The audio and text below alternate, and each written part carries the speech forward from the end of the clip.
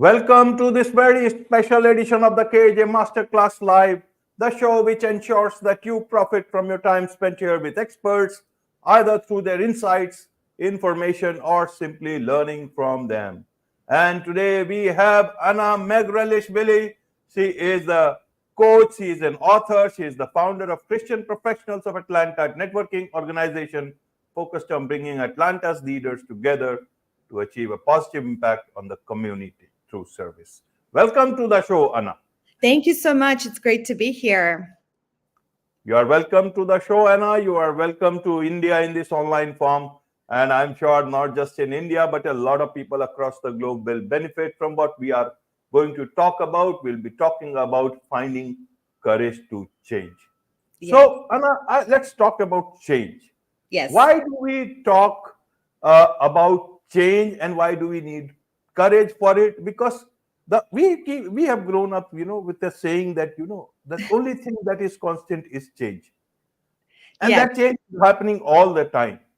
And when something which is part of everything, our lives, the universe and all, so why do we need that extra effort or extra courage to change? Help us understand what change are we talking about? Yes.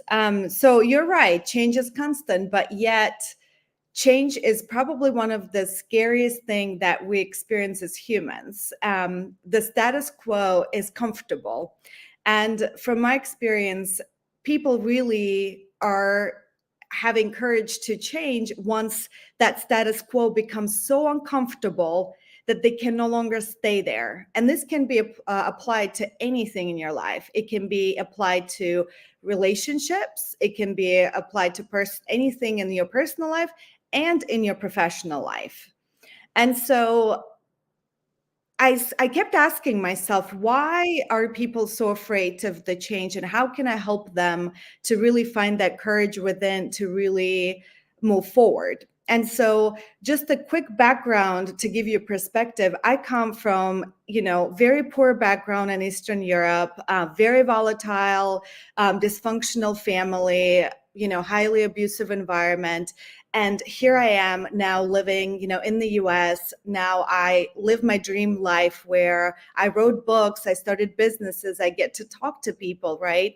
And so I do have that credibility of speaking about change because, first I broke the cycle of my family, and then I broke the cycle of what's called American dream, where you basically are expected to work till you're about 65 and then retire, right? And a lot of people are stuck in unhappy jobs, just living through this American dream. And I do air quotes because why are they unhappy? And so I kind of started this process that I teach in my book, and I teach to some of my coaching clients who are going through the same thing. And it's really asking yourself 3 questions. And so I'm sure one of your listeners at least is struggling with something where they're unhappy and stuck in their lives. So this is for you. So write down, what is it that makes you unhappy, right? Step number 1. And then you make basically 2 lists. And second question is, what's the worst case scenario if you take a leap of faith and have that courage to change your circumstance and change the situation? And write this all down. So in my scenario, I was stuck in a corporate career. I was super miserable. I wanted to find meaning and purpose in my work, but I really didn't know what it was. So I was contemplating quitting my job. And so when I started writing down, the scariest thing for me was like, what if I'm broke? What if I can't pay my mortgage? What if I don't find my purpose? All the scary thoughts, write them down. And then you make a second column, and basically that's what's the best case scenario. And that's where you really start dreaming about, okay, if I take this step, what's the best case scenario that could happen, right? And I wrote them down. And here's the thing. It's now 1.5 years, almost 2 years later. I look at the list of what's the best case scenario. The outcome is actually much better than what I could even have imagined. So it's probably tenfold greater. I never would have imagined I would find my purpose and then be on this kind of movement of encouraging people to also take a leap of faith. And this is just an example in your career, in your business. This could be you're stuck in a relationship that makes you unhappy. Same questions apply, same concept apply. Right, right, Anna. So a person, how should he or she know that they need a change? Because human mind, Mhm. human effort is also towards stability. That's You right. need stability in life, you need stability in relationships. A company needs an employee who has not changed many jobs. Mhm. So they look at it, that change, no change is good for them, and no demanding salary at a higher level, that is good for them. So they look at it that way. But coming back to the main question is, how do I know whether I am looking for change, seeking change for something better, or I am, or what I feel is actually stability, and I may not be accustomed to it, so I feel that I am getting stagnant. So help us understand this Sure. part of this whole Yeah, thing. absolutely. I think the biggest question you should ask yourself, are you unhappy about something? We were not meant to live this life being miserable. So if you wake up every day and something, and it could be a job, right? Even though you crave stability, but every morning is like, no, another day that I have to go to this job. That's your immediate, should be alarm going off. I have to change it. Because yes, I understand it's scary. You crave stability. We all as humans crave stability. But at the same time, isn't it scarier that you might be stuck in this unhappy loop for the rest of your life? And think about it. Tomorrow is not promised, right? We don't know how long we have on this earth. So, what if you were not on this planet tomorrow? Ask yourself, do you want to continue living this way? So that unhappy feeling is really what should be that um, something that alerts you, I need change in my life. And then that's when you start figuring out, okay, what do I need to change? How I change, right? You make those lists to really expand your mind about what it could be. I think we are our own jailers in our minds most of the time. We think we can't do it. We have this loops. And so when my clients ask me, well, I can't do this, or no, it's not going to work. And I ask them, well, who told you so? And oftentimes they can't even answer. It's just this critic in our head. It's just that, naysayer inside of us who is telling us, no, you can't do it. Wonderful, wonderful, Anna. So is it more about courage, or is it more about laziness? Is it, are people actually, less courageous? I want to understand this part. Many people are a bit laid back, and they say, okay, we'll do this tomorrow, tomorrow, tomorrow, till life, passes you by. Hmm. Well, yeah. When you pass it on, right? Let's do it tomorrow, tomorrow, tomorrow. That means probably your circumstance is not so uncomfortable that you just don't even want to change it, right? From my experience, it gets to the point, it's kind of like this breaking point, and I see it often, and you probably have heard something just explodes. If it gets to the point, boiling point, people just walk away from jobs. You hear just crazy stories like people shooting people just in relationships, just kind of abandoning it all, or having this what's called a midlife crisis. All of this are signs. When I hear those stories, I know they were so unhappy that it got to so uncomfortable that they finally just exploded, right?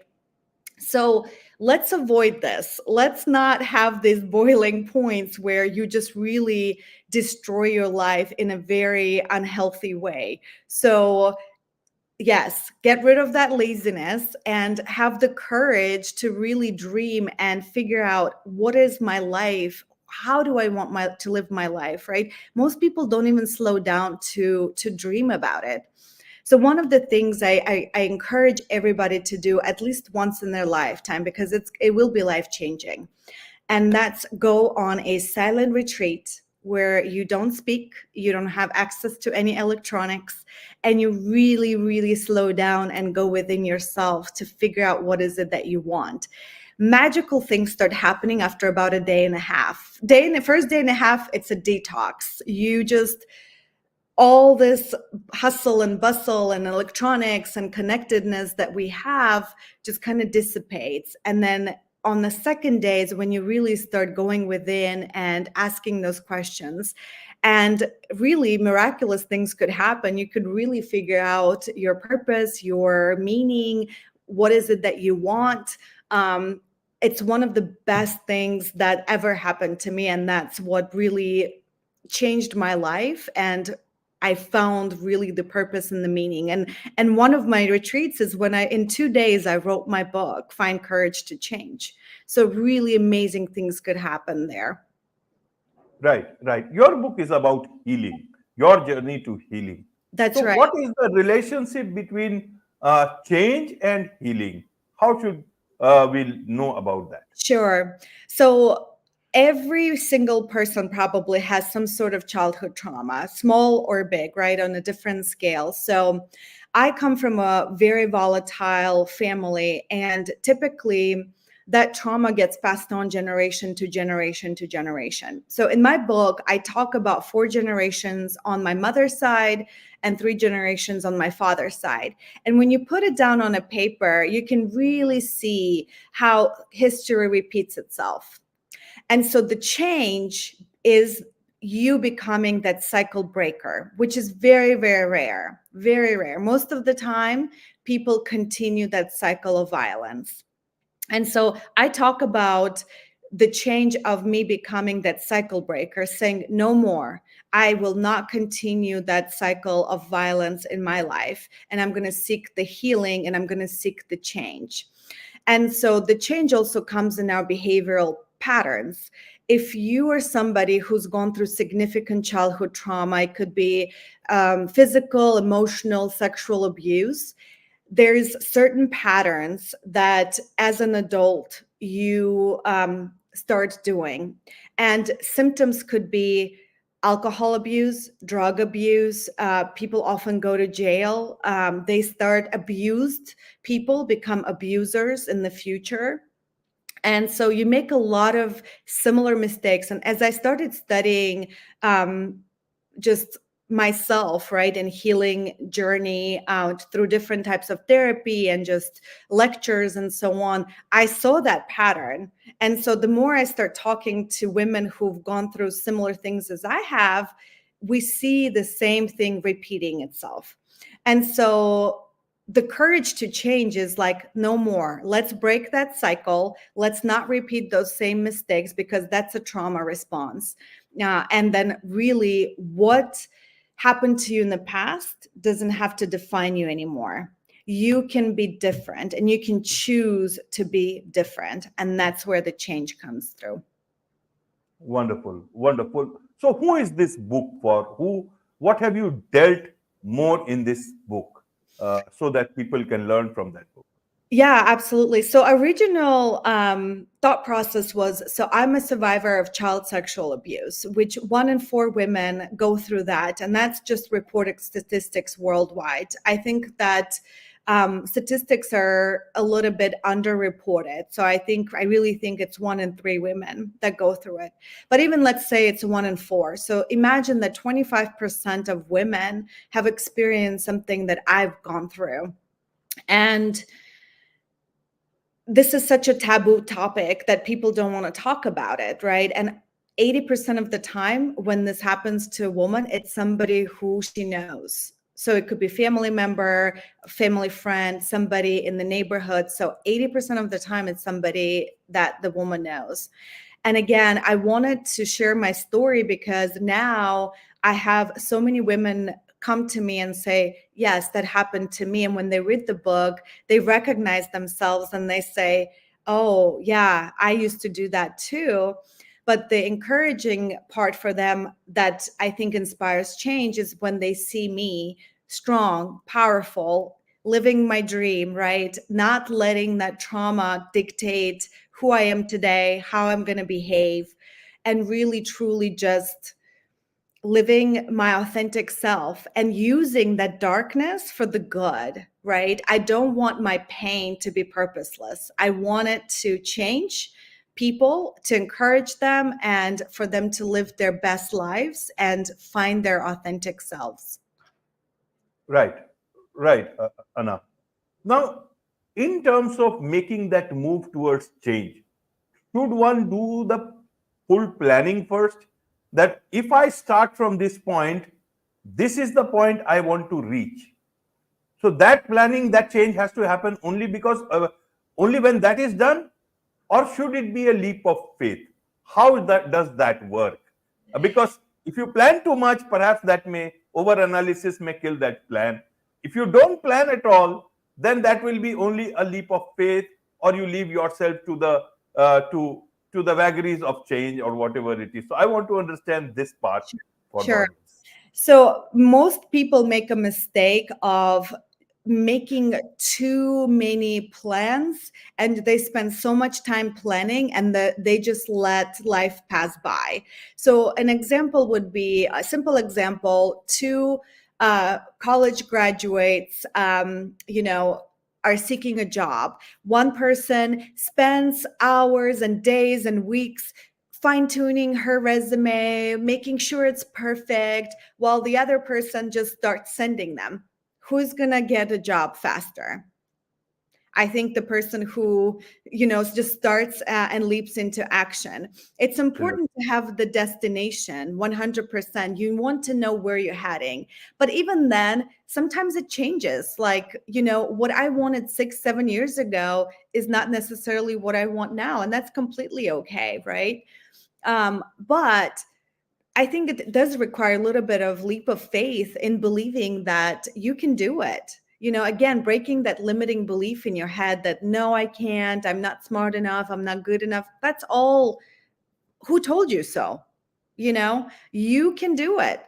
And so, I kind of had my destiny and destination was like, I want to find my purpose, right? And I didn't know what it was. I had some plans. So in my sabbatical year, I knew, okay, I'm going to travel. I need to figure out, do I want to stay in the US? Do I want to move somewhere else? Then I said, okay, I want to go on a silent retreat because I've never done it. I wanted to push myself. So there's certain things that I knew I wanted to accomplish, but at the same time, my plan didn't work out the same way I thought it would. For example, I cut my travels short. I returned back to Atlanta, even though I thought maybe I'm going to move. Things start happening as you take a step, then another step, then another step. You get closer and closer and closer. And the biggest mistake that people make is they always compare themselves to someone else, or they are too critical. Oh, I haven't achieved it, instead of looking back and seeing how far they've come, right? So my advice is that compare yourself to yourself only, who you were yesterday. If you were a step better today, guess what? You're on the path of change, and it's a positive change. If you are worse than you were yesterday, okay, maybe you need to course correct. So really only looking within yourself and evaluating your path. Do not worry about anybody else, because you were created unique. You have your own purpose. You have your own path. Go for it. Absolutely, absolutely. There is much to learn about change from you, Anna, and I'm sure a lot of people would like to understand more about you, learn more about you, learn more about change from you. So, what is the best way for them to connect with you? Yeah, so you can go to my website, findcouragetochange.com, and reach out through there. My book is available on Amazon, and it's called Finding Courage to Change. So you can read it. And I hope that this encouraged you to think about what is it that you want in your life. Absolutely. With this, it's a wrap on this very special edition of the KAJ Masterclass Live. Thank you so much indeed for for Thank joining us. you.